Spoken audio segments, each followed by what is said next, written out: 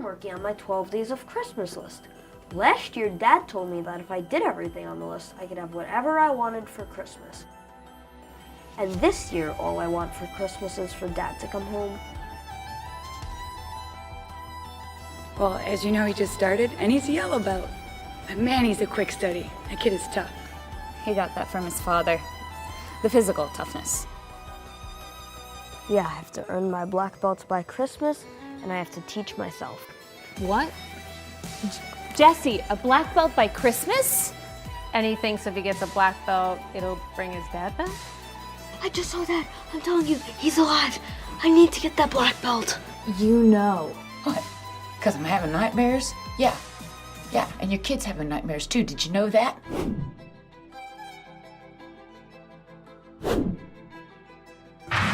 We will haunt these victims. We'll haunt their minds, their dreams. You know what he sees? He sees your husband. Your husband, his little daddy, that is gone and disappeared. Getting a black belt is not going to bring back Daddy. These are just dreams you're having. Maybe Bob is just trying to reach you and Jesse from some other world or something. You saw Bob here? At your college? Yeah. This is definitely the place. Mom, I have a message for you. I need you to tell me if my husband is alive or dead. Dad will be coming home soon, where I prove that I earned my black belt. Some is as it seems, some is not. That can't be. He disappeared with Whitmore, like seconds after the shooting. That sounded like Bob's voice. He's stronger than all of us put together. Bob! Bob! Yeah, there are times I'm afraid. Oh my God. Oh my dear God! Dad! Dad! You think he's alive?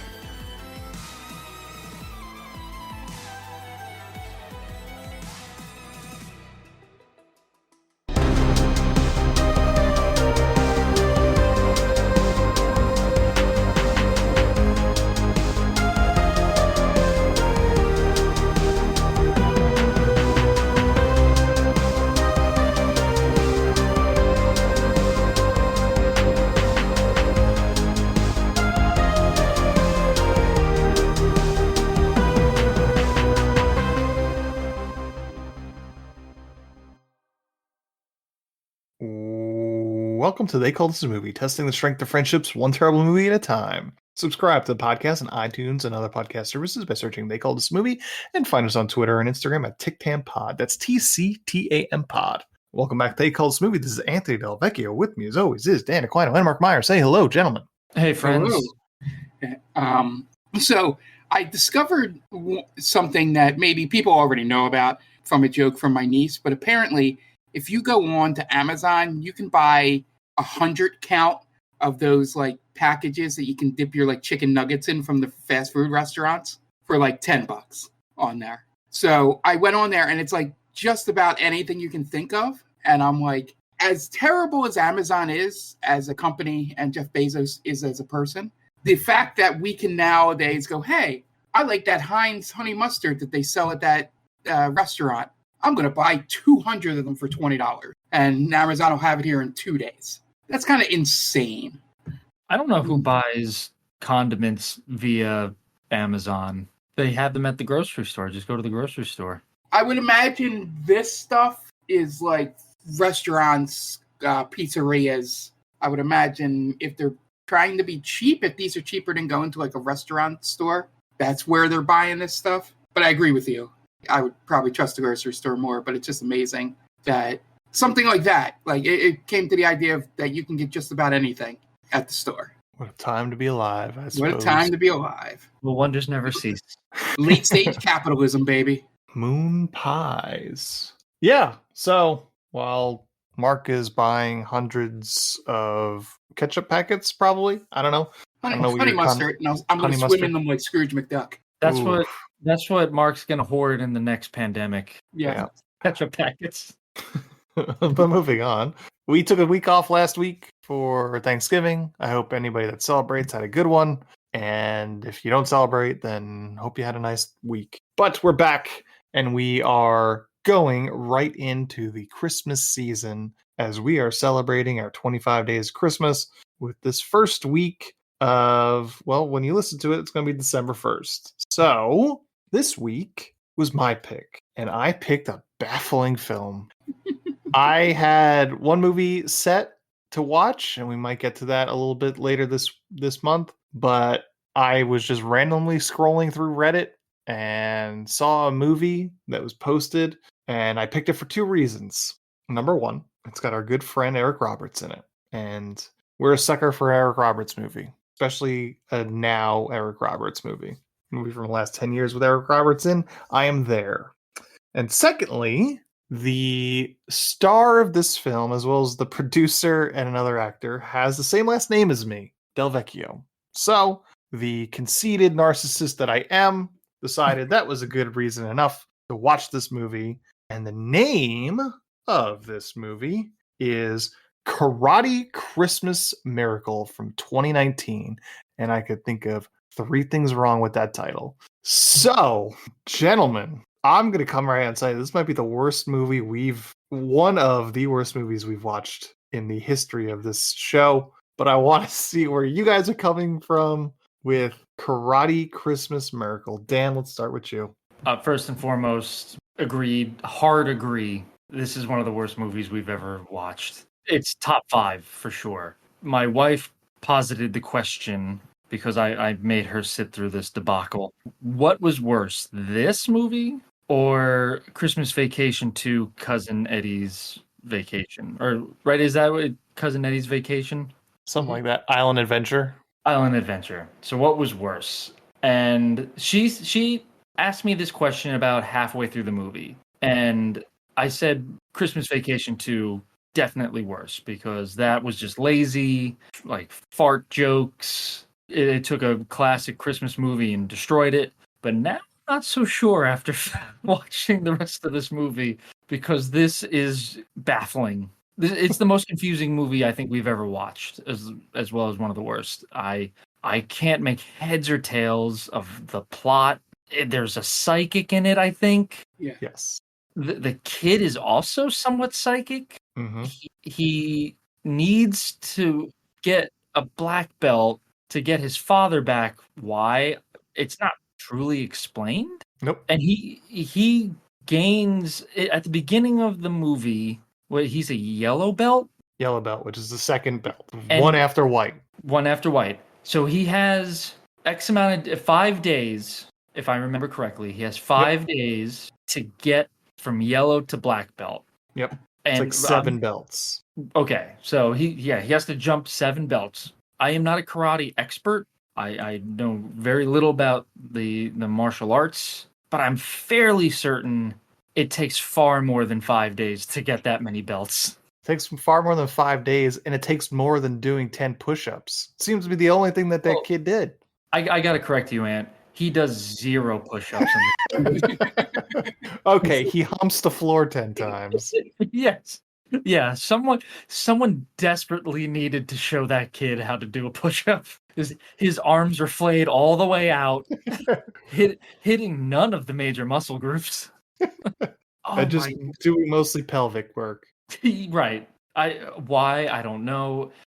There's that. Eric Roberts is in it for 10 minutes maybe, and in no big role. It's not a big role, as far as I can tell. It's a big role in a sense of he is a major actor of the plot or the circumstances in which we find ourselves in. Okay. I couldn't understand who he was. Yeah. Because at first I was like, all right, well, I thought he was the killer, but it turns out he's not. I don't think he's the killer. I don't know. Oh, yeah. So we're going to get to Mark's real quick, but Dan is mentioning a killer, which, as of what we've talked about, there'd be no reason for you to think a movie called Karate Christmas Miracle has a killer in this. This is there is a plot about a mass murderer that shot up a movie theater and also kidnapped people. for whatever reason, that is in this movie that is called Karate Christmas Miracle, which has less Christmas in it than you'd think. My last point before we get to you, Mark, and I apologize for going long, but I think about 25 minutes in, I asked my wife, what does any of this have to do with Christmas? And the answer is very little to none. Yep. And this movie is a real bummer. But it's also hilarious because there's a lot of technical mistakes. Yep. It's shot on digital, very weird camera work. Oh yeah, very shaky. Very shaky. There's bad green screen in it at times, bad audio. This movie fails on every layer that you could possibly have in the movie making process. All right. Mark, what about you? Where are you coming from with Karate Christmas Miracle? Yeah, so I was very, very confused by this entire movie, mainly because maybe we'll talk it through, but there were things that happened in this that I don't know ever got resolved. Sure, absolutely. And I laughed out loud at the ending. The whole slow motion thing just had me laughing instead of being happy or excited or whatever you're supposed to feel. The one thing I did learn was the meaning behind every karate belt. That was a nice little side thing where I wanted Mario to explain all of them to me and not just have the psychic come in and finish it. It was a completely weird scene in the fact that she took her to the dojo while they were doing women's self-defense classes. It had nothing to do with karate to explain the karate belts. There was, I think like Dan said, there's a killer in a movie theater, and Eric Roberts seemed to get paid money to just shoot from his webcam on a green screen. The same with the other actor playing the other dad. Martin Cove. Cove. Yeah, they just felt like somehow, some way, some connection between the director and the agents of those two were just like, hey, can these guys be in my movie? They don't have to come to set. They can just film these lines from home behind, in front of a green screen. We'll do the rest. But Eric Roberts does not phone it in. He's not very good, but you can see that he at least tried a little bit. And I gotta say, I don't know how Mario Del Vecchio did not get nominated for an Oscar for this movie. Brilliant acting, especially whenever he had to explain the dream sequences to his mother. Mm-hmm. And he obviously was looking at cue cards for half of them. Yeah, this movie was wild, and not in a good way wild. There was a toxic work environment thrown in here. The psychic was a law professor for some reason. And well, she tells you. She goes exactly into why. No, but I meant like in terms of the movie itself. Like, why is the psychic a law professor? Like, that's what I mean. Like, obviously she explains because he has to, because it makes no sense otherwise. I do like the sun just popping in during the class. Oh my God. With like the Power Ranger stance. Oh man. It's so good. My favorite little scene or moment from this is when for some reason they're putting his karate belts on the Christmas tree as decorations, and she throws the one on there and it doesn't go on right, and she's like, I'll fix it later. Oh, it's so good. But yeah, that was mainly my thing, is that it's another one of those movies, and I have this conversation all the time with you, and that makes me go, we could have made a movie as good as this while we were in college. Sure. With no question. At least it's somewhat better than this movie. Mm-hmm. Maybe like a 3.5 star movie, but this, I don't get it. And apparently it's a series, because there's one called A Wrestling Christmas Miracle with the same people in it. Yeah. I don't know if it's a direct sequel, but it's got the same cast. No, it's not a direct sequel. It's different names. I checked. Yeah. And that sounds insane too. Yeah. During some of the most boring parts, I was able to check my phone and IMDb. And when I clicked on, like, did Mario Del Vecchio do anything else? And before I even read, the first thing that popped up was a wrestling. Sure.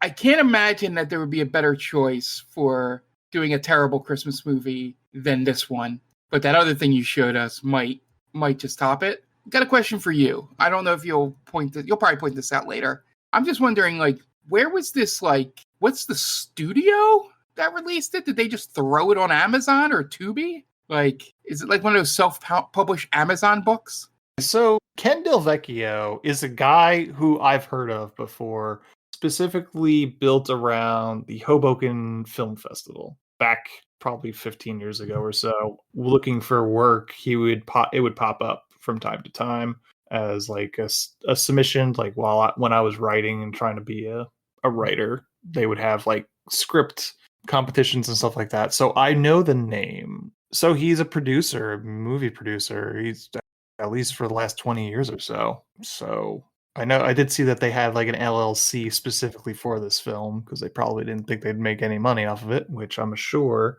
that proved true. Yeah. But I have questions for each of you. Yes. Dan? Yes. What would you say is the message of this film? Oh my God, the message? Yeah. What are we supposed to come away with? Jeez, I would have said again, like I'm thinking about this from strictly a Christmas point of view, I guess, because I think that's what they were going for. It's a karate Christmas miracle, so there's got to be Christmas in there somewhere. I'm gonna say, it's not faith based. I don't think it's faith based. What would be? Because it's dedication, right? The kid is dedicated to getting this black belt. It can't be Jesus, right? My takeaway from this was that women don't belong in the workforce. Yes. Because I didn't think about that. She is neglecting her duties as a mother and a wife, and because she is so career driven, bad things have happened to her family. Oh, real? Okay. Well, I did have written in my notes. There's a lot of political commentary in this movie for no reason. Yep. They talk about guns, cancel culture, right? The professor talking about, oh, can I call you critters? Is that a forbidden word now? And women not being in the kitchen. It's too woke, Dan. It's too woke. So maybe because I had women not being in the kitchen. That's what the mom talks about with her marketing strategy. Like, oh, you see, like women aren't only regulated to the kitchen now. So I think you're right, Ant. It's basically the mom is the mom is skirting her responsibilities as a wife and mother. Yeah, she is shamed throughout the entire second act for being career driven. Yes. Yeah, that's true. The psychic does not quit telling her how bad of a wife and mother she has been because she has put her career as a mid-level employee at a local New Jersey marketing firm ahead of all other things. She doesn't even have a corner office. She got a small window. I do remember the scene where the psychic kind of drunkenly shows up to her office and is trying to tell her, we need to go to these random places because my visions are telling me that. And the mom says, well, I have a meeting, a really big meeting. Like, oh, you're going to lose your husband over a meeting? Yep. The husband's dead, as far as we know. What are you talking about? And she goes with the psychic. She leaves before the meeting, and they go to the campus quad, and nothing is solved there. Nothing. She finds a plaque that was to her husband. Yeah. Which means nothing. It means absolutely nothing. This was dedicated to him. I will say they did drive the point home that the mother knew jack shit about what her husband did. As far as I'm concerned, he had a double life. He must have. Right? I thought that's what they were going for. Like, is he having an affair? There were points in this movie I thought there was going to be a twist that he was the killer in the movie theater. Wow, that would have been good. That would have been a competent movie. Yeah. I'm like, there is no way this movie is going to do that, but I do not know where this movie is going. And that's the only thing I could think of. So there's the scene where the mother finds out that the husband would go to like a soup kitchen, and he was in her words, a homeless helper. Before you go any further, Dan, I just want to talk about what a terrible scene where that guy berates her. Oh my about calling him Jay.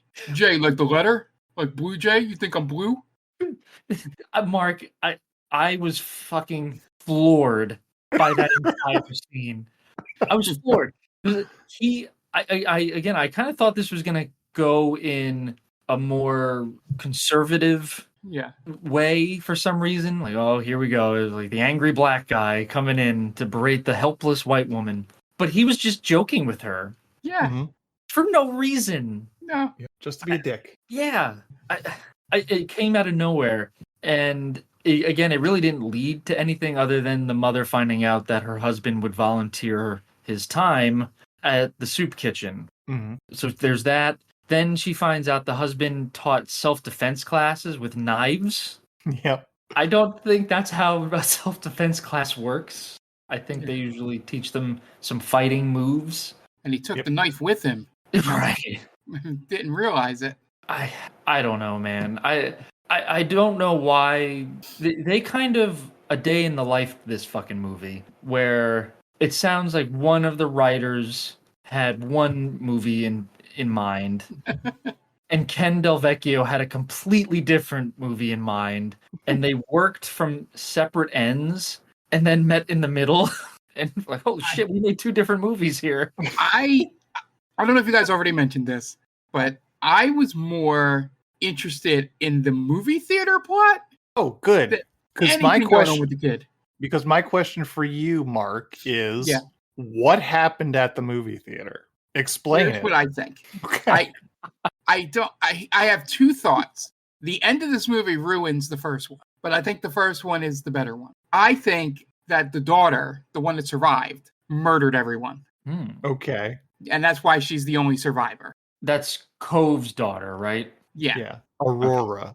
Okay. Which, talking about movie theater shootings, the name Aurora has some connotations. Yeah, not great. But really hitting the nail on the head there. Yeah. And what I thought was that you could have even done a thing where she was under the control of Eric Roberts' character. So, was Eric Roberts really on the movie screen?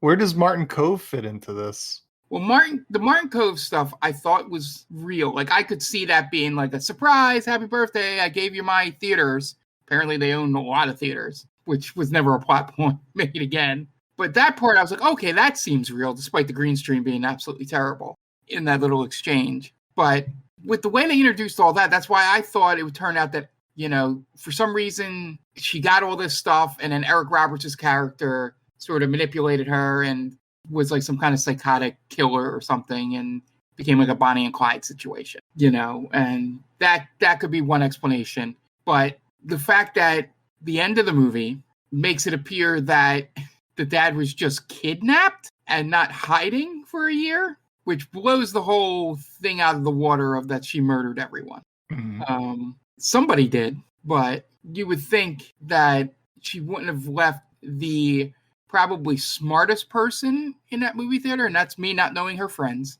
alive. The one that could crack the case, at least according to this movie. She's in a hospital bed from one of the visions. Yeah. So she didn't go out unscathed. She just survived. Yeah. But like, why is Martin Cove on an island somewhere? That whole scene where he's talking to the kid in the dream is like, I understood every word they said. I had no idea what the fuck they were talking about. It was all English. They were very strung together.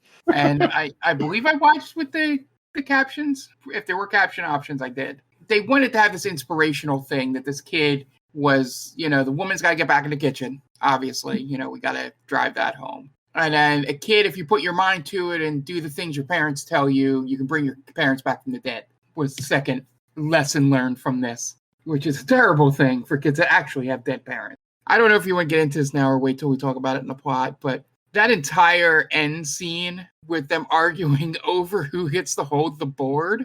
Oh, yeah. And pointless. And then the grandfather says that a man should hold it, and the grandmother saying, well, a woman can hold the board just as well as a man can. Misogyny. My favorite line from that was, because it's the dumbest plot point that we haven't gotten to, that this kid decided not to talk to his mother for 5 days while he learned to be a black belt. One of my favorite scenes, Mark, is when I guess the black belt is next. He wakes up from a dream and starts doing crunches in his bed. Yeah. This is what I'm saying. He's just exercising. Even when we see him doing supposed karate, he's not doing karate. No. Yeah, it's the only one-on-one karate class Yeah. that I've ever seen. And apparently the sensei's a woman, and that he made a big deal about that. I'm going to blow your mind real quick. Yeah. In the trivia, at the time of the shooting, the movie shooting, Mario Del Vecchio was a real-life blue belt in karate. Watching that, anybody if you give the money. I'd call total bullshit on that. I need citation needed on that one. Yes, that because nothing that child did resembled karate. No, it's closer to just like standard like wrestling. Mm-hmm. Maybe that's why they went the wrestling route. It was closer to like jiu-jitsu or Brazilian jiu-jitsu or whatever. You know, the stuff that is like the martial arts equivalent of wrestling. Right. He's rolling around on the mat with another kid. That's all he's doing. He was doing ground and pound. Yeah. It's not karate. From the little I know about karate, having seen several Karate Kid Miami movies, Connection as well. Even the Jaden Smith movie, which was technically kung fu. They say it's kung fu in that movie. That's not karate. That's not the karate I know. No, and for that's not my karate. Yeah. For most of those scenes, it's really kind of just throwing punches at each other. It very slowly. And I don't know who's giving him the new belts. I think he just bought a pack on Amazon. He just he's giving himself again comes through. Yeah, he's just giving himself the belts. He's like, I've earned this.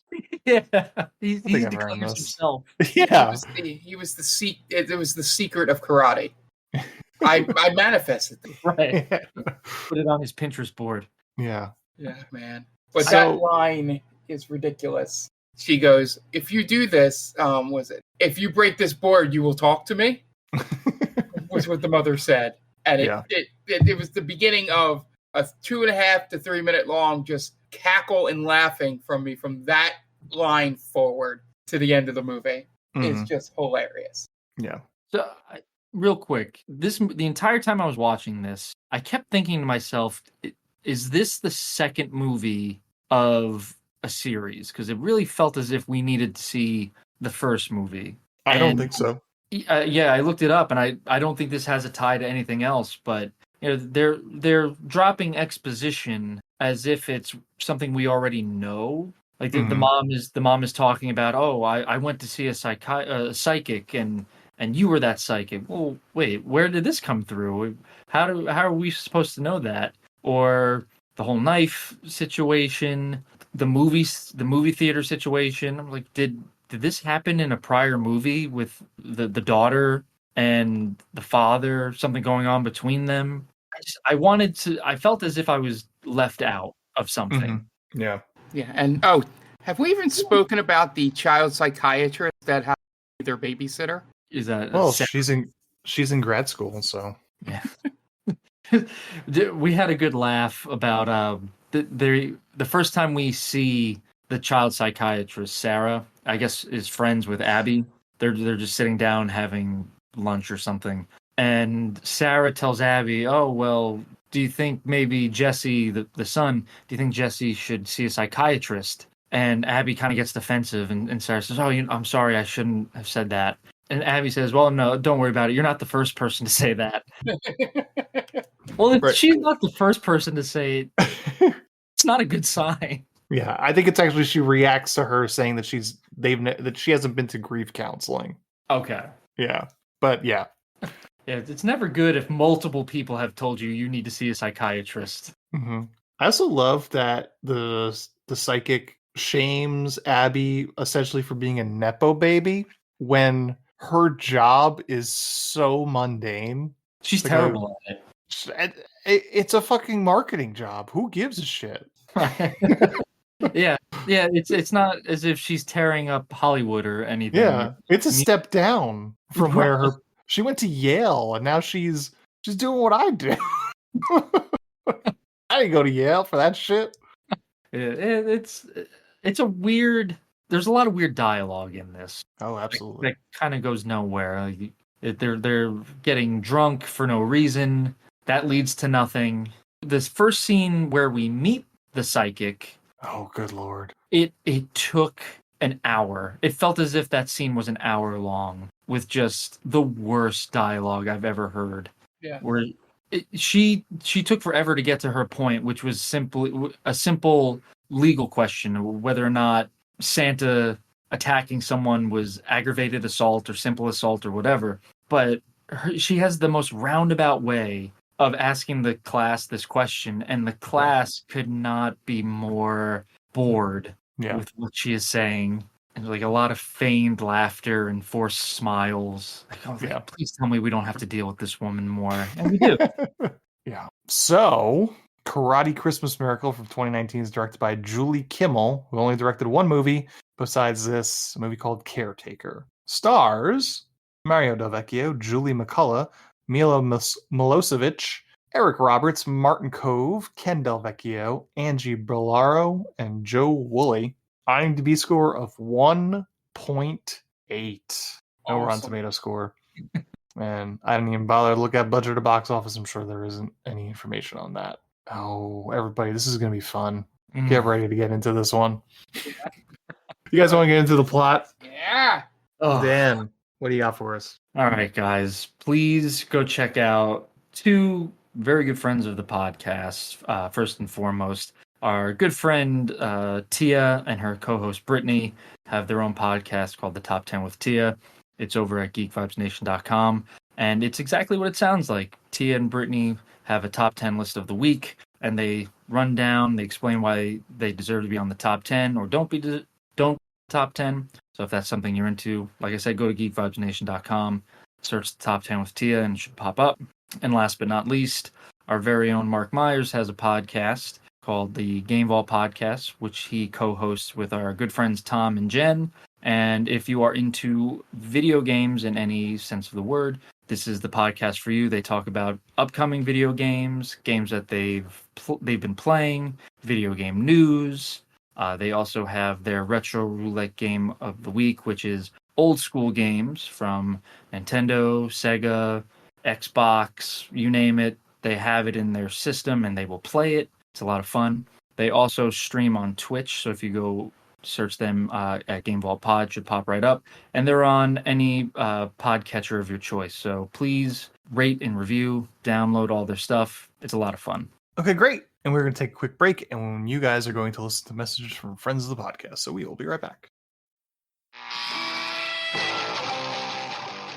Hey, this is Ken M. and Padawan J. from the ODPH podcast. Each week, we talk a parlay of topics. That's right. Whether it's sports, pro wrestling, movies, TV, comics, and more, we've got a take on it. And don't forget odphpodcast.com for links for Patreon, TeePublic, and the Parlay Points blogs, and much more. Thanks for listening to the ODPH podcast. Now back to your regularly scheduled show.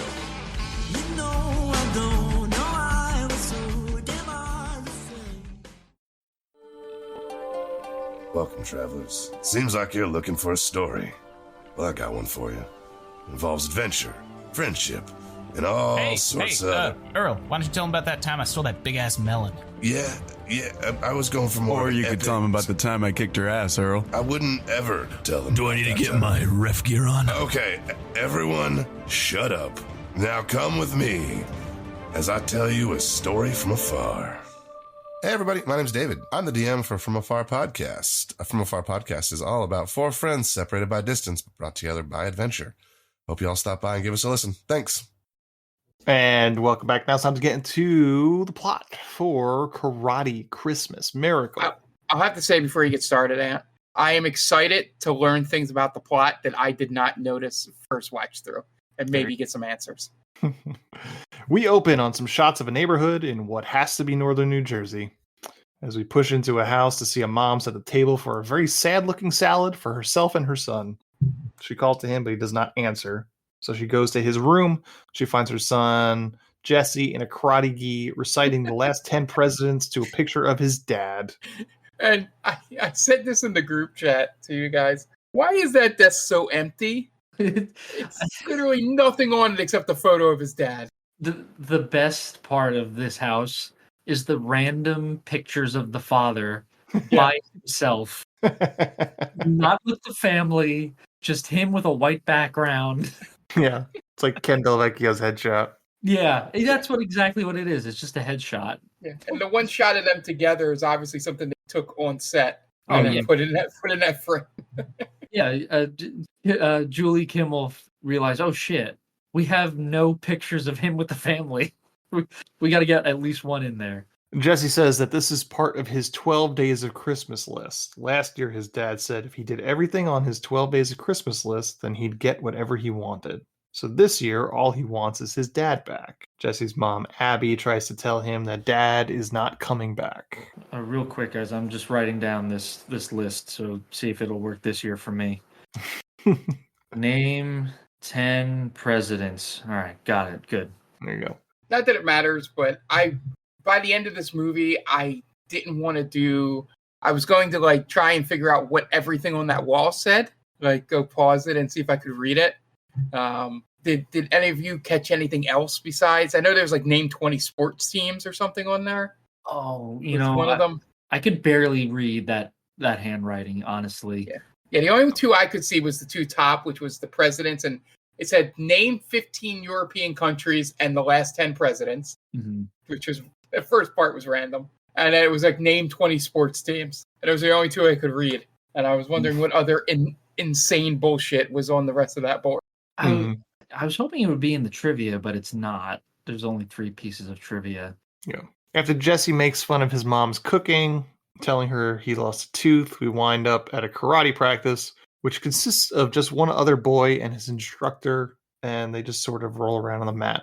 Jesse's class ends, and Jesse tells his mom that he needs to do karate on his own and earn his black belt before Christmas in 5 days. He's currently a yellow belt, which I believe is the second belt. We then immediately flash into some sort of nightmarescape akin to a scene from Saw, as a trippy Eric Roberts recites some sort of manifesto on a movie screen as a woman looks on scared. You're right? What? Who's watching something? Oh, that was my fault. I'm sorry. I wanted to see if I could find what was on that list. So I put the movie on real quick. I'm sorry. It's okay. And there's a clown and some newspaper clippings of a mass shooting. It actually is a dream, and Jesse shakes awake out of it and tells his mom all about it. This is apparently how Jesse's dad disappeared. There's some sort of mass shooting in a theater by a clown. Jesse's mom then goes into the office and finds the newspaper clippings of the events. Later, in a college lecture hall, a professor talks to her class in a very long, detailed story about some hypothetical story about Santa getting into a bar fight in order to ask a question about assault. Jesse comes out of nowhere to answer her question while still wearing his karate gi. And the professor sits down with Jesse's mom. It turns out that the professor used to be a psychic that worked with the police to find dead bodies. So that's why you sent your son in there.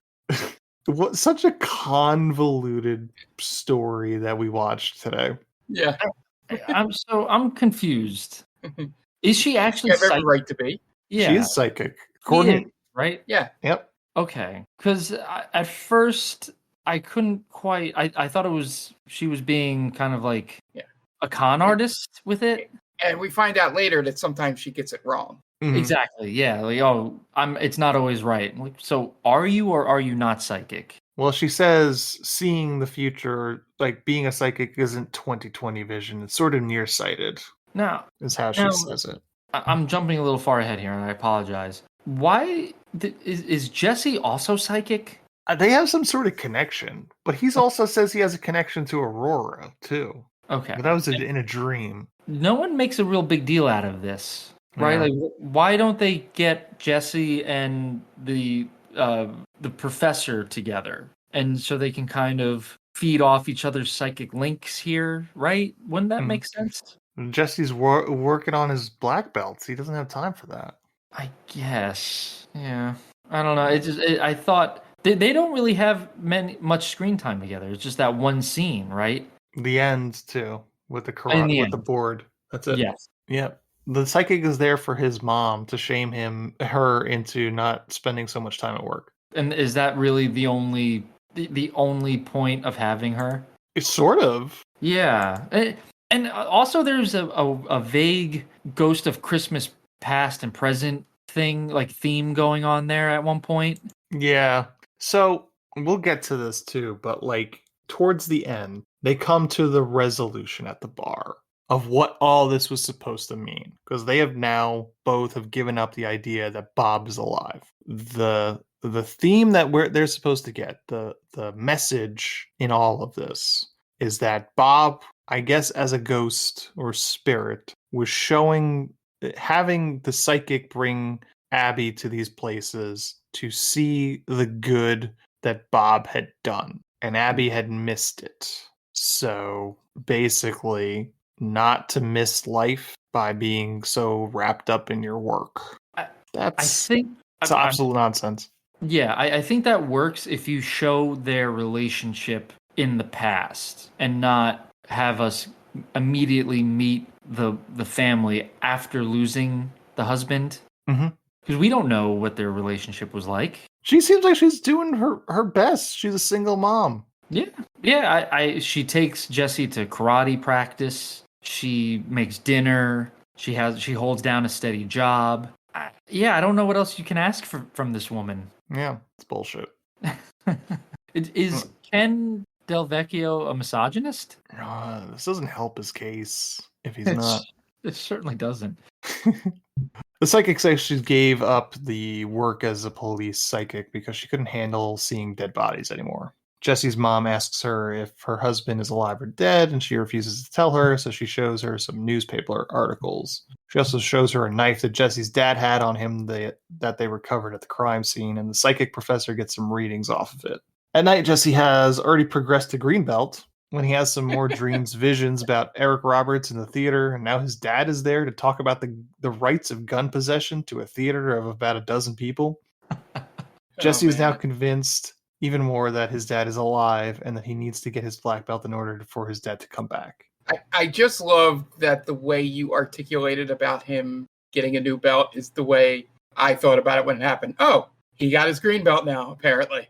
Mm-hmm. And apparently he got blue belt by the time he woke up. Yeah. I was gonna say, like, every time we cut from him to another scene and then back to him, he has a brand new belt. How did he get it? I don't know. I think we solved that in the first part of this podcast, Dan. He just ordered a whole bunch of them off Amazon. That's the only way that it makes sense, because we never see anyone award him the belt. It's just he shows up with the belt on. Or it's another misogynistic thing from Ken Del Vecchio, in that the woman sensei just doesn't care about the culture of karate and is just handing out the belts to anyone. Yeah, it's just this she's a fragile woman who doesn't know how it works. Multicolored participation. Jeez. That's right. Yeah, he just showed up. That's why he gets his belts. Yeah. So him and his mom have an argument about the dreams and the things that his mom hasn't told him about the night that his dad disappeared, which leads to my favorite line in the entire movie is when little Mario Del Vecchio, aka Jesse, says, "Why didn't you tell me Dad was at the theater trying to make a constitutional argument about guns?" Yes. just so matter-of-factly. It's like, I didn't think it mattered at the time, Jesse. Right. You're 10. Why am I going to tell you about this? But his delivery, there's no emotion in it. There's no urgency. It's just as you said it. Mom, why didn't you tell me that Dad was at the theater? And like, you would think a 10-year-old kid having this kind of a dream would be at least like quizzical about it, right? Like, hey, Mom, how come you never told me about Dad being... There's just no inflection in his delivery. It's fantastic. The next day, Jesse's mom has a phone conversation about gravy. She seriously says gravy like 12 times. Another woman stares at her with a stank face as she's on the phone. Turns out it's the babysitter home from grad school for break. The mom tells her about Jesse's black belt goal and his creepy-ass dreams. Babysitter says it's probably a coping mechanism. She studies child psychology, after all. And it's revealed that Jesse's mom hasn't done grief counseling. Babysitter takes Jesse to karate class, and this kid knows absolutely dick about karate. While at work, the mom gets a call from Bob's phone. And meanwhile, the psychic professor is once again having a very long law anecdote with a Christmas theme, this time with the Grinch, with only one student in the classroom. Yeah. But then she scared everyone else off with the last one. yeah, AKA no one showed up to set that day. But then she sees the knife and gets a flash of Jesse's dad coming in contact with a killer clown. The mother then goes to a diner to look for who called from her husband's phone. Meanwhile, Jesse is with the babysitter and now has purple belt. The mom winds up walking into a day set aside for the diner to be a soup kitchen for the less fortunate. She manages to speak derogatory towards people that need help. Real quick, because that's a great scene too. But when we see Jesse with the babysitter, Jesse asks her if she wants to help him practice karate, and I was like, "Wow, are we gonna watch Jesse just beat the shit out of the babysitter?" And then the mom has a weird conversation with the guy behind the counter, who was apparently joking the entire time. Yeah, you think I'm blue? Nope. Yeah, she's looking for a guy named Jay. Yes, so she asks for a guy named Jay, and he responds, "Do I look like a Jay?" Yeah. In what world do you start that conversation that way? Yeah. What is that? And he keeps it up for a long time too, like a solid 2 minutes. Yeah, an uncomfortably long time. And as she turns away, he goes, "Oh, I'm just kidding with you, dude. You can't do that to people, especially not in a movie. Like no. time is precious." Not in this movie. Like I said in the text conversation, like I've never felt more dicked around by a movie than this movie. Yeah, I don't know if Julie Kimmel. I don't know if this was in the script or if Julie Kimmel just said kind of like ad-lib this or just, like see where this goes. But yeah, at one point as the director, you got to call cut. Right. Yeah. Probably it should have been, do I look like a Jay? Well, I don't know who Jay is. You could be a Jay. It's a very common name. Well, Jay's a letter. Like, oh, okay. I'm sorry to bother you. No, I'm just kidding. There you go. That's how you do that scene. Then they wouldn't hit their 1 minute, the 1 hour 30-second runtime, Dan. Yeah. I'm gonna guess that the guy playing that guy is a pretty charismatic, not in front of the camera. Like he's probably just like pretty charismatic and is able to talk a lot. Mm-hmm. So they're like, "Oh, why don't you do a little ad lib? Like this will be great." And that's what we got. Yeah, man, I can't imagine again being behind the camera, watching that, and thinking, "Yep, that's it. We got it." Yep, leave it all in. Leave it all in that 5-minute ordeal. Just yep, good. Then we finally meet Jay, the owner of the diner, and the guy that called her on the phone, and he gives it back to her. Tells her all about how her husband used to do free legal work for the diner and would even help out serving food. Like this guy had the most boring double life ever. She then gets a call from the professor. The professor says that the knife wasn't used in self-defense. Then Jesse tells his babysitter all about the levels of belts, and the writer must have looked at the same website I did because their explanations are nearly identical to that website. I'm going to be honest with you. I thought they were bullshitting. No, at least not the one I looked at was very close to plagiarism. It all sounded real until they got to brown belt. Because it was like, oh, yeah, brown belt is basically the reaping of the seed. And I'm like, well, that doesn't sound right. Yeah, was that karate.com, Ant? Is that where you... It was some dojo's website. Jesse only knows up to purple, so we then shift to the psychic professor telling Jesse's mom about the other belts as they watch a karate class. Or it was actually self-defense class. Yeah. Psychic professor says that Bob didn't use this knife in self-defense as she thought. He was using it to teach women self-defense. The professor says the dad was a black belt. Where was this? Where did this mom? Who's watching? If the mom is so busy with work, who is watching the kid when the dad is such a great guy? Right. He's just giving his time out to everybody. And how come he's not getting talked down to? Because he's dead in this movie for most of it. Sure, but the psychic is really giving Abby the business about not being with her family. Meanwhile, this guy's out with everybody. Yeah. Well, that's what he's supposed to do, Dan. He's the man. Oh, okay. He's just being a good Christian. Being a good Christian man. The woman is the one having a job and a career when she should be in the kitchen. Right? Yeah. Barefoot. They should only need one income. One income, right? But yeah, again, it's not like North New Jersey is expensive. Sure. Yeah, of course, right? Those Hoboken apartments, they're not expensive at all. They're not $3,000 a month.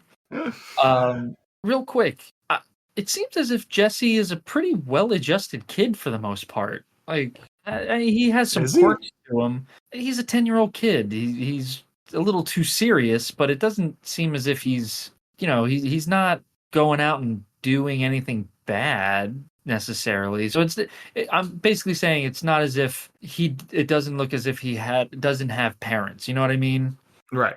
Because he's not doing drugs. He's not causing problems. He's going to karate class, and he's just very dedicated to that. So, all right, parents seem to have done a good job. The only evidence that we have as to his mom being a workaholic is she takes a single work call at home, and she has a very big meeting that she doesn't want to miss. Yeah, applesauce is the new Jell-O, and Yep. Those are the two things that point to, oh man, terrible mom, terrible wife. Probably Bob probably didn't get laid enough. So that's turning into him helping out at soup kitchen. Do you think this is part of Ken's real life bleeding into the movie? Maybe. Right. Like his wife is probably a little bit more successful than he is. Maybe. Like, that fucking bitch, I'll show her. Then we have another dream sequence straight out of a David Lynch movie where Martin Cove wears a clown mask and tells his daughter happy birthday and then calls her a hag. Then she smiles and cries. This is another one of Jesse's weird dreams, and he wakes up to say that Aurora, the daughter, was close to her dad and that he's only focused on the Black Belt mission to bring dad back, so he won't be talking anymore. Jesse's mom meets up with the professor at the bar, and the professor guilts the mom for being career-focused and being a neglectful mother and wife. And this is where I pose the question, what is the message of this film? The more you talk about it, the more it sounds as if it's women shouldn't be in the workforce, like you said. Yeah. Then the professor has visions of Eric Roberts on the big screen, and she says Jesse is seeing him too. Mom tells the professor that Bob was there for a speech about constitutional gun rights, and there was a party after. So the whole situation in the theater is so odd. Yeah. Because the daughter inherits, or it gets the theater is given to her by her dad. I think he even says bequeathed to him. So that sounds like Martin Cove has died. She's a nepo baby. Yeah. So when she gets this, it's a movie theater. When her idea is to have speeches or meetings about constitutional gun rights there, and then parties afterwards. Well, it's like, you ever go to a Regal theater and it'll say, oh, host your meeting here or whatever, like host a party here. Yeah. Maybe Ken DelVecchio saw that. I'm like, oh, that's going in the script. I'm gonna. And then the party is catered by people dressed up as clowns, and that is how Eric Roberts' character infiltrates the party and murders everybody. So, but now, okay. So now I'm confused. Okay. I'm glad you are. Okay. By the way, I didn't know any of this was going on, so I'm learning this as well. I remember this part, but now my question is, the more I think about it, is this a pro-gun movie or is it pro-gun law movie? I think, if someone had a gun, maybe this would, if a good guy with a gun was there, maybe this wouldn't have happened. Right. I mean, one of the first things when you, as my friend at work found out, you Google Ken DelVecchio, one of the things on the little side panel on Google just states that he's a Republican. So he's second A. Yeah, I'm going to assume it's like Ann said, the idea that if a good guy with a gun had been there, and the dad was only armed with a knife, so that's why he couldn't stop it. I don't know. Those sighs are the perfect expression of emotion for this movie. Yeah, because then that's such a muddled message. You're saying you're pro 2A. But then a madman in a clown mask came in and shot up a theater. That's not going to get the message across well. Okay, so Kenneth DelVecchio ran for Congress at one point. Okay. I guess it didn't go well. I would not have voted for him. I don't vote for Italians. Make it a point, specifically, never vote for an Italian. You know how hot-blooded we are. Exactly. Man, I don't know why Just why? I don't know why any of this is relevant to a Christmas movie. Okay, so who made the statement that Dan about a wife being a little more successful and maybe the breadwinner? Oh, hold on. Tell me, can I guess what she does or anything? It is in the trivia. Okay. Dr. Francine Del Vecchio, a professor of education who received her doctorate at Columbia's Teaching College. There it is. Ken Del Vecchio's not getting it in enough. Ken, I gotta grade these papers, all right? Not tonight. And he just writes a whole movie about like how it's bad. Because even oh, go ahead. I'm sorry. I'm just looking up the issues where he stands on this. Oh boy. Oh, the first one, the first bold on this. Our Creator. I believe in God, and I'm proud to say it. There it is. It's really. This is starting to paint the picture, isn't it? Yeah, the puzzle is getting put together very, very slowly, but yeah, this guy, because even there's the scene, and again, I'm jumping ahead a little bit, and I apologize, but the psychic talks about how she had this vision where she was engaged, but if she married this man, he was going to die, and later sees this man married with a child, and I guess everyone's happy. So is the message there? Women are only happy if they're married. Okay, I am going to go through. I think this is a very important thing that we need to go through to understand this movie a little bit more and understand the creator of this film. So on his website, Ken Del Vecchio, KenDelVecchioForCongress.com, there is a tab that has the issues. And this is his basically mission statement for why he thinks he'll make a good congressman. And this is several years ago. I don't have a date of when he ran. It was probably over 10 years ago. Number one, as we mentioned, our creator. I believe in God. I'm proud to say it. The second one is the Constitution. He understands the Constitution and will use all legal efforts to have it enforced. He wants less government, eliminate the IRS and income tax, boosting the economy and creating jobs, protecting our national security, protection of our personal liberties. That's my first act as a U.S. congressman will be to author a bill to overturn the National Defense Authorization Act, an illegal piece of legislation that is direct assault upon the Constitution and our personal freedoms. Iran nuclear deal, a disaster, he says. Oppose illegal immigration. Eliminate all of the alphabet soup agencies, IRS, DOE, EPA, all those. Audit and dismantle the Federal Reserve. Repeal Obamacare. Repeal National Defense Authorization Act. Pro-life. Second Amendment. Levy tariffs on foreign companies. No war without declaration of war by Congress. States' rights, so very important. Opposed to bank bailouts as unconstitutional anti-capitalist acts. Pro-Israel. Support for our veterans. Massive cuts in spending to eliminate debt. Oh boy. Gay marriage and freedom of religion. Wait, he is he pro-gay marriage? I am reading it how. Just to be sure. However, gay marriage should be legal. And the government was finally correct in abiding by the. What point for you? Yeah. Again. That's a surprise, but yeah, that's pretty cool. Affirmative action. He has to be anti-affirmative action. Oh yes. Ooh. He uses the word blacks. Oh boy. There we go. The evidence is mounting. Yeah. But he's against discrimination. He will not tolerate discrimination by the government against anyone, none on the basis of race, religion, ethnicity, gender, sexual orientation, disability, or any other matter that violates an individual's equal protection rights. Okay. I'm reading his mini bio on IMDb. Apparently he's a former judge. Tried 400 cases as a practicing criminal attorney. He is a best-selling criminal suspense novelist. Penned his first published novel at only 24 years old. I find this hard to believe for some reason. Because he wrote this movie and it's dog shit. So I mean, being a best-selling author doesn't mean you have to be a good writer. I mean, hell, read the Twilight books. Oh no. Oh no. There is a connection. There is a connection to another movie he's done. Oh Lord. So he has a movie called Joker's Wild. Okay. Oh boy.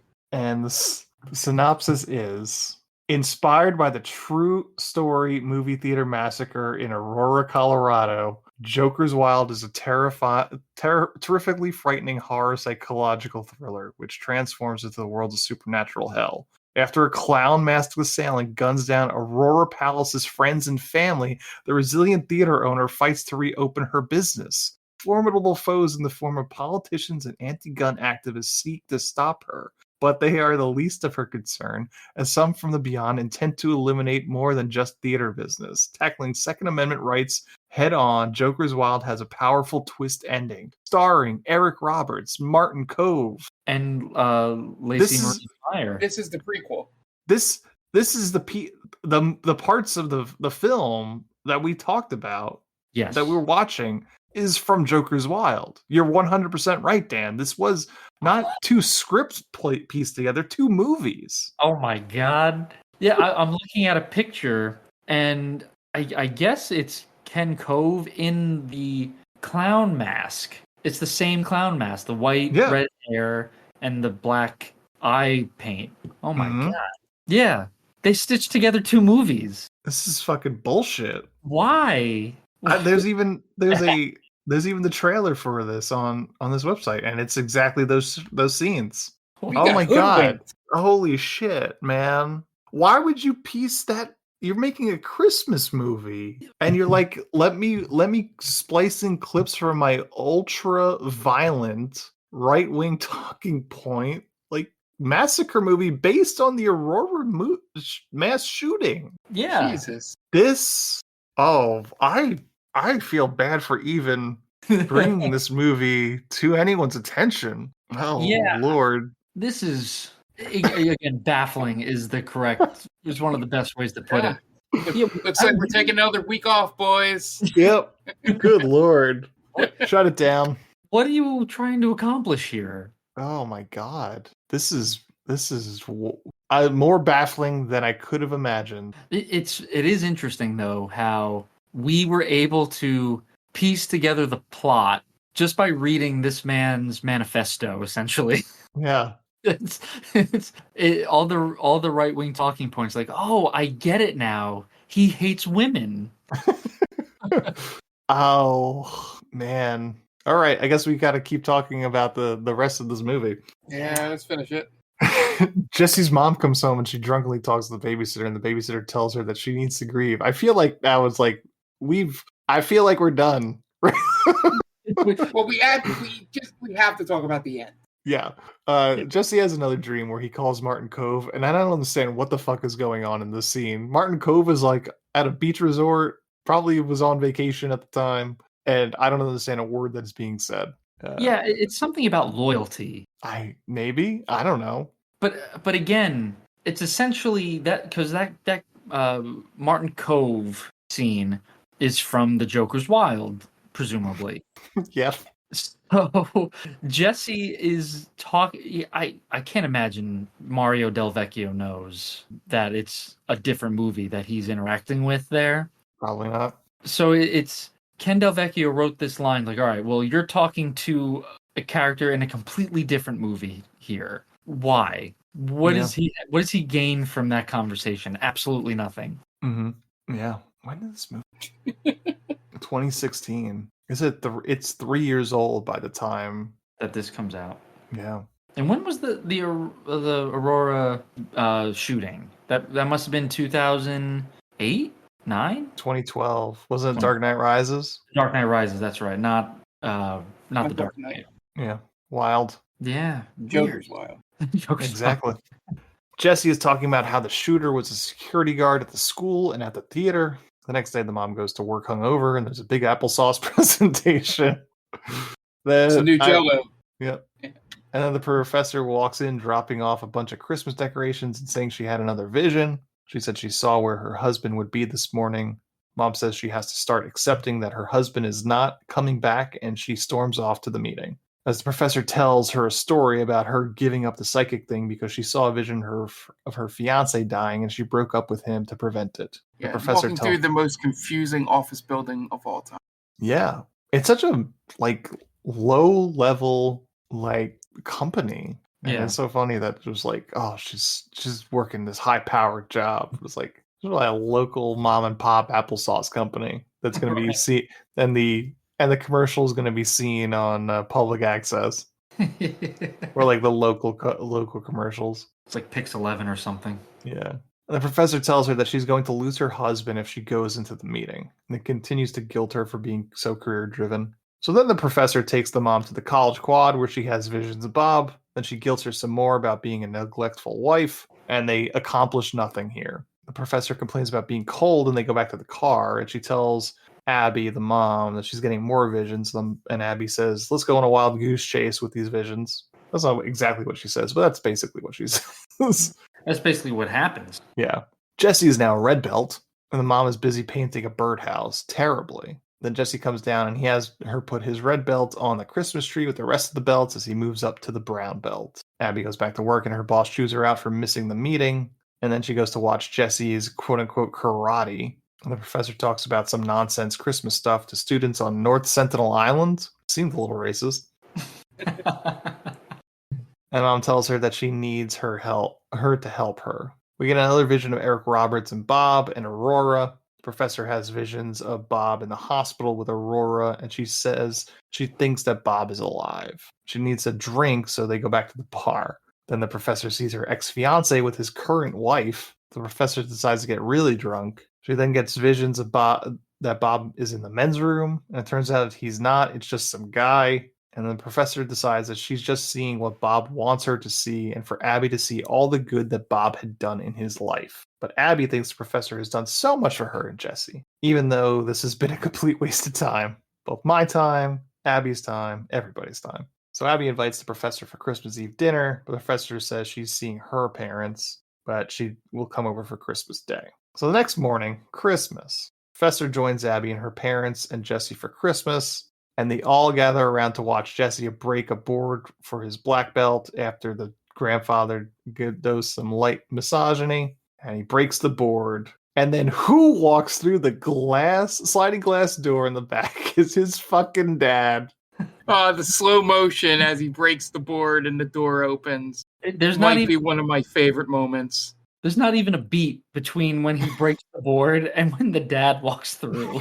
Dad! I just said, what?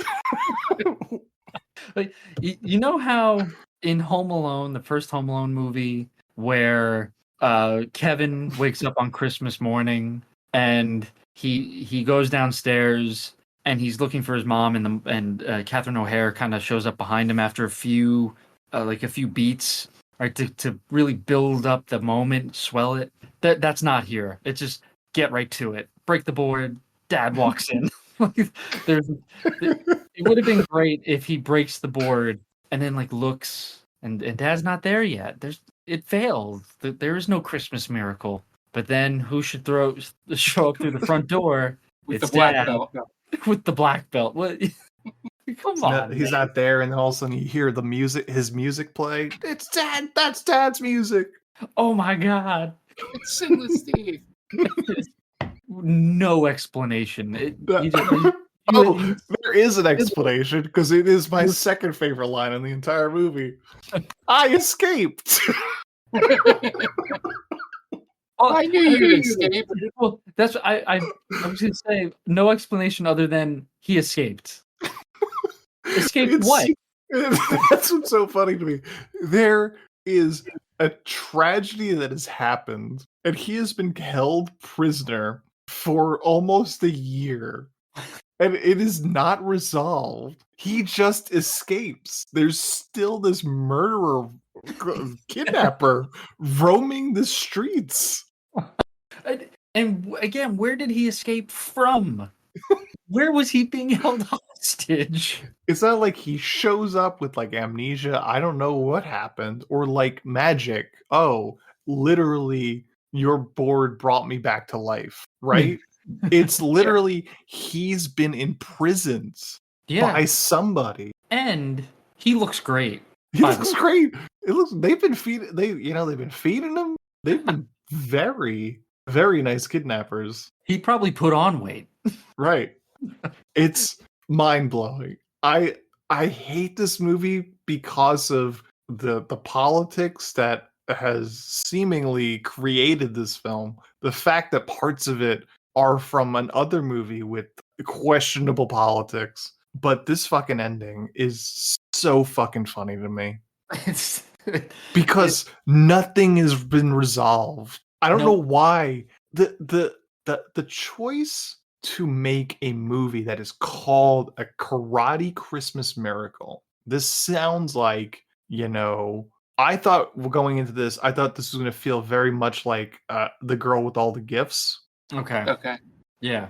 Not anywhere close. The No. viewing experience is so baffling. It's the scenes in that we've realized are from Joker's Wild are like scary, terrifying for a movie that's a Karate Christmas Miracle. Can Eric you Roberts just chewing the scenery and waving a gun around. Yeah. Can you imagine? Put yourself in a parent's shoes. You sit your child down, your 5-year-old, 6-year-old child, like, oh, we're gonna watch a Christmas movie, and you put this on because maybe your kid likes karate. I don't know, whatever. Your kid likes karate. Oh, let's watch this. It's a Karate Christmas Miracle. You're watching it. Oh, okay. It opens up with Carol of the Bells. There's some Christmas lights. Okay, our dad's gone. All right. So you think it's going to be a mom bonding with her son during Christmas time. That's beautiful. Great. And then all of a sudden there's talks about a mass murderer and a man in a clown mask waving a gun around and Eric Roberts in a dark room talking to a woman in a movie theater. It's like Lynchian almost. Mm-hmm. What do you do? Like, what the fuck did I just put my kid through? I like the poster of this too, because it's like it looks opposite. It can only happen on Christmas is the tagline of this film. And Eric Roberts is in a glass. Yeah, like he's like he's magical. Right. So yeah, you would think that Eric Roberts was maybe going to be like the Clarence. Yeah. In It's a Wonderful Life kind of thing, but no, he's a cult leader possibly. He's just he's a security guard that snapped and just mowed down people in like terrible. Yeah. Well, it's awful that this movie exists in this universe that they've created for it, in which there has been a mass murder within the past year. That's baffling. Right. And it wants to be hopeful, but it definitely doesn't come through. Yeah. If only there was a good guy with a gun. Right. I wonder if that's what you're probably right, guys.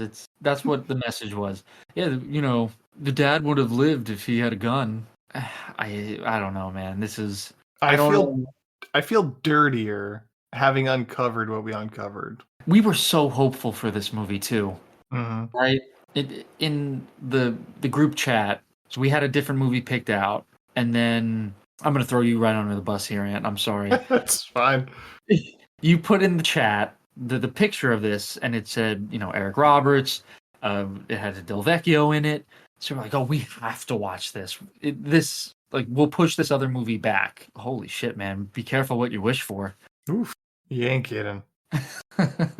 Yeah. Wow. We have a third segment, too, we got to get to. I don't know how we rebound from this.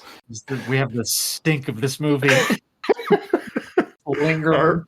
All right. That is A Karate Christmas Miracle, and by accident, also Joker's Wild and Ken Del Vecchio's political career. So we're going to take a quick break, and you guys are going to listen to some ads so you can pay those bills, and we will be right back.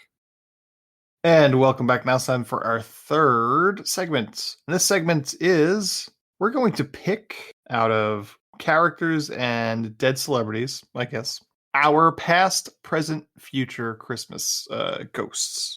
Ghosts of Christmas past, ghosts of Christmas present, ghosts of Christmas future. So each of us have thought about it. So some of us are still thinking about it. And we're going to, who do we want to, if we had to cast or pick who's going to visit us on Christmas Eve into Christmas morning, who would it be? That's essentially the idea. All right. You guys ready? I'm ready. All right. Well, let me start with Mark. Mark, why don't you give us our Ghost of Christmas Past? Who are you picking? Yeah, so I thought it would be somebody that would be can be funny, a little bit snarky, basically nitpicking all the things from my past, and I immediately thought of Betty White. Ooh, that's a Give good me one. Betty White to just basically mock me for all of my past mistakes. Interesting. Yeah. Pretty good. Yeah. And you wouldn't. And she would be nice about it, though. Yeah. Yeah. Like very Yeah, lovable. it's not, I'm not thinking like Don Rickles or somebody like that. That would just be mean. No, but she would shoot. Her skills as an improv comedian would allow her to create a joke from just about any scene of my life that pops up on the screen. Excellent. Yeah, that's again. And was a little unsure for present because I've had past and future in my head specifically, but I guess I decided on present. I wanted to be in a little bit of a theme here. I wanted to be someone that could walk through things and not be so mean or sour about it. So I decided to choose Casper the Friendly Ghost for my Ghost of Christmas present. That's adorable. Yeah, he can come through and he can go, "Oh, that's so great, Mark. That's good. Oh, look at how good you're doing at your job," and just kind of make me feel good about Chris. And then when I show a bad decision, I make it like, "All right, you'll get him next time, Mark." So I thought Casper the Friendly Ghost, and then for some reason I thought I couldn't take the route because I had a little bit of a theme of everything being positive and good. The Christmas future seemed to be like pointing out and celebrating new things and revealing things to me. So I thought, who better than to reveal things from my future than to have Bob Barker introduce them to me. Ooh, that's a good one. I like that really answer. good. And I'm going positive route, not showing me how terrible the future would be. It'd be like, and you have 2 kids. Yeah.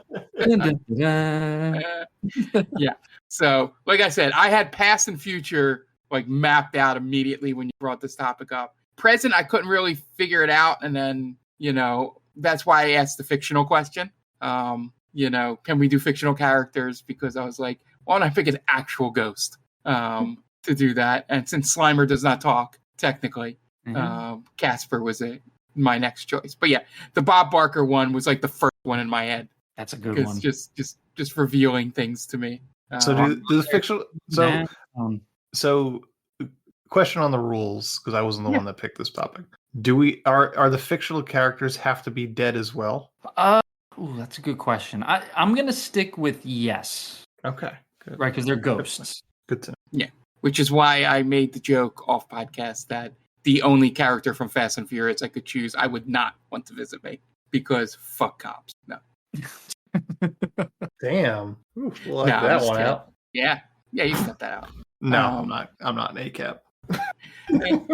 But yeah, which is funny that movie has all that stuff in it, and the only one in it is the guy that was a cop, is the only dead person. But I digress. But yeah, so I am so glad, that we had a reasonably good game show host pass away, so I could make that Christmas future reference. Yeah, thank God he's dead, or else this would be not as good of a segment. Yeah, I'd have to go with oh no, I could get really dark. I'm not going to go there. Dan, what was your 3? All right, so so for Ghost of Christmas Past, I kind of went the same way Mark did, with someone who could be snarky and playful with it. But I went with a talk show host, Johnny Carson. Yeah, there we go. Who could do his little Karnak bit and reading off my Christmas past mistakes. So I think that would be a fun way to go back and see how I fucked everything up in the past. Hardest working man in show business. Ghost of Xmas Present. I don't know why I wrote Xmas. That's not good. Ghost of Christmas Present. Woke, right. Ghost of Holiday Present. I put James Varney. Nice. And I don't know if it counts because is Ernest dead? I don't know. I know James Varney's dead, so I would assume. You could say Jim Varney as Ernest. Yeah, essentially Ernest. Yeah. Because he's so upbeat and so happy, loves Christmas, as we've seen from Ernest Saves Christmas. So I kept hearing in my mind as I was writing it down, like, to come on in and know me better. You know what I mean? Yeah. And yeah, that'd be great. Just hang out with Ernest for a few hours. I do love that you gave us his Hey, full Vern, come on government in. name, Dan. James Varney. James Varney, is that not his name? I mean, he goes by Jim. Jim? Yeah. I always knew him as James. Hey, Vern, come in here and know me better. Know what I mean? Yeah, I just feel like he wouldn't even try to make you learn a lesson, really. It'd just be hang out with him. Like, look how great everything is, you know? Just like a beautiful Christmas day. Sure. And the Ghost of Christmas Future, obviously in the original storytelling was death and all that, but I'm not going that route. I'm going with someone who would pump me up for the future. I'm going Macho Man Randy Savage. Yeah. God damn it. Oh, did you have him? I had it for my Christmas present. No. I did. That's incredible. Oh. I'm sorry. It's okay. It's okay. I like the idea of just, you know, even if it's not looking good, he would just give you that pep talk, you know, where it's like, oh, you've crawled with the snakes and but you could fly with the eagles. You know what I mean? Yeah. Ghost of Christmas Future. Yeah. Just, I would love him just constantly calling himself that.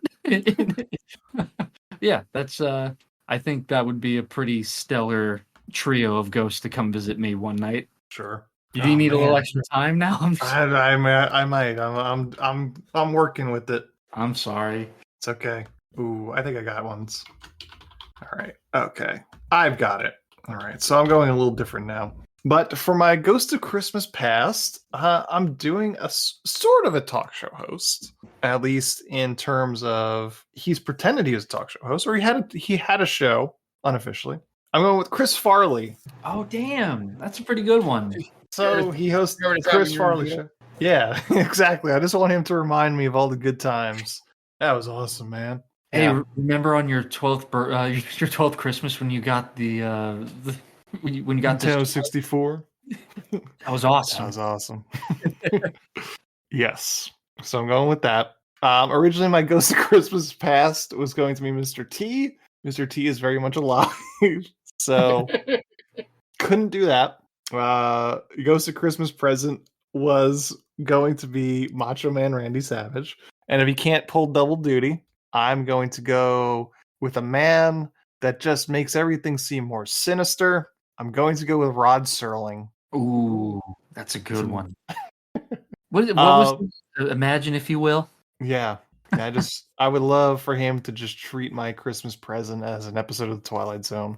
Yeah, that'd be awesome. And sort of similar in the same vein, Ghost of Christmas Future. I did ask the question about whether or not they needed to be dead, because if they could be alive, if they were fictional characters, it was going to be Bill S. Preston and Ted Theodore Logan bringing me through the Ghost of Christmas Future. That'd be pretty badass too. Yes, but I'm going to go with Vincent Price. Nice. Finishing off Ghost of Christmas Future. You gotta have a nice, I guess, scary-ish voice. Yeah. Kind of keeping the same spooky vibe as Ghost of Christmas Future. Ghost of Christmas yet to be, yet to come. That's really good. Yeah. But nice job, guys. I think those are all.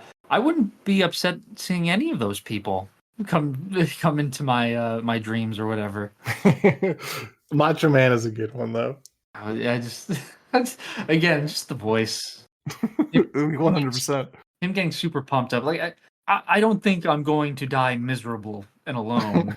Hopefully. Yeah, it's like you're telling me terrible things, but I just, this is so upbeat.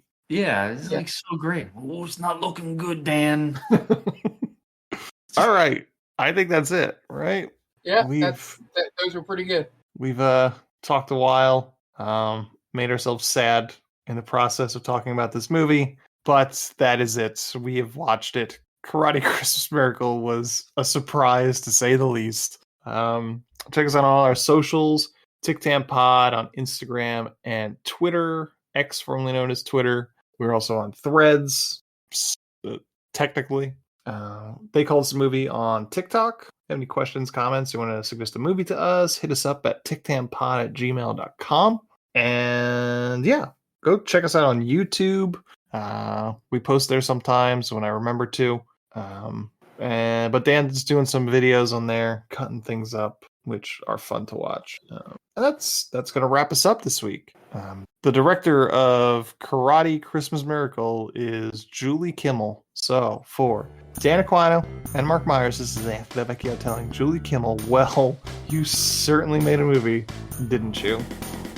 Thanks for listening to They Called Us a Movie. Subscribe to us wherever you get your podcasts, and be sure to check us out on Twitter and Instagram at TCTAM Pod. That's TCTAM Pod. You can also check us out on TikTok at They Called Us a Movie.